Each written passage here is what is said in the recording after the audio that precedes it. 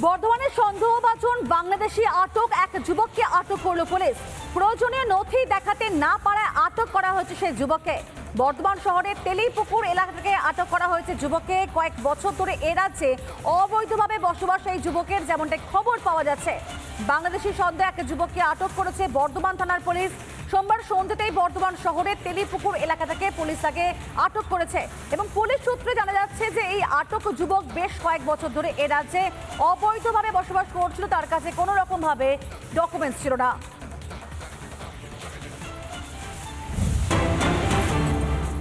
এদিকে বাংলাদেশি সন্দেহে আটক করা হয়েছে আরো 3 জনকে। উত্তর 24 পরগনার শ্যামনগর থেকে আটক করা হয়েছে 3 জন বাংলাদেশিকে।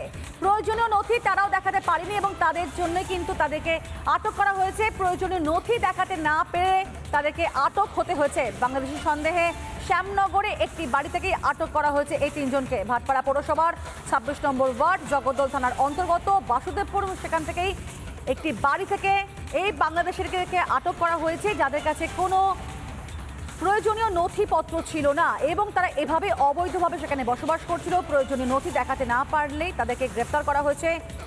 এই মুহূর্তে সেই আটকের মুহূর্তে ছবি দেখাচ্ছে, আপনাদেরকে দেখতে পাচ্ছেন। বাংলাদেশি সন্দেহে আটক করা হয়েছে 3 জনকে। উত্তর 24 পরগনার জগদ্দল থানার অন্তর্গত বাসুদেবপুর মোড়ে একটি বাড়ি থেকেই আটক করা হয়েছে 3 জনকে। তারা সেখানে দীর্ঘদিন ধরে বসবাস করছিলেন একেবারে অবৈধভাবে। কোনো প্রয়োজনীয় নথি তাদের কাছে ছিল না। ভুয়ো নথি বানিয়ে তারা কিন্তু সেখানে বসবাস করছিল।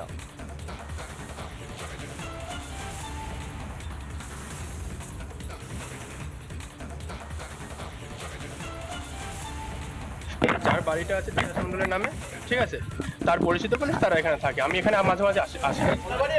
হ্যাঁ, না, এটা তিতাস মন্ডলের বাড়ি না, আমার বাড়ি পাশেই। তারা কেউ নেই বলে আমি আছি। হ্যাঁ, তাদের সঙ্গে আমার কোনো সম্পর্ক নেই। যে বাড়ির মালিক সে, তার সঙ্গে আমার সম্পর্ক। হ্যাঁ, আওয়ামী লীগের সদস্য এরা। তাদের বৈধ কাগজপত্র আছে, তাদের পাসপোর্টও আছে, তাদের ভিসাও আছে, ঠিক আছে। এটা নিয়ে কোনো অবজেকশন নেই, না কোনো ভাড়া নেই। এটা তার পরিচিত লোক, ঠিক আছে, কারণ বাংলাদেশে কোনো মতো ভাড়া দেওয়া যাবে না, এটা সরকারের খাতায় একটাই উল্লেখ করা আছে। এনারা 4 জন রয়েছে। কোথা দিয়ে এসছে শুনি তো সবার কাছে বাংলাদেশের দিয়ে এসছে। আমাকে ওই যে হাটে একজন দোকান আছে, হাটে ওনারা বাজারে যায়, সেখানে খবর দিয়েছিল, সিনি আমাকে ঠিক করে দিয়েছে। না, আমাকে একজন ঠিক করে দিল, বললো যে মাইনা নিয়ে কোনো প্রবলেম হবে না, আপনি কাজ করেন নিশ্চিন্তে।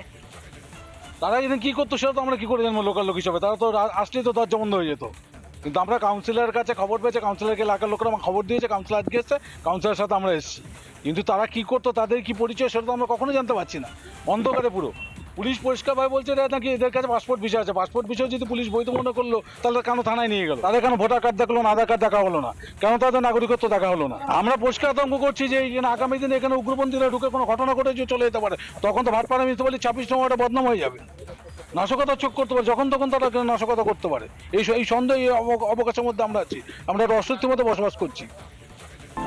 নানা ধরনের কন্টেন্ট দেখার জন্য লাইক করুন, শেয়ার করুন আমাদের ফেসবুক পেজ, সাবস্ক্রাইব করুন আমাদের ইউটিউব চ্যানেল।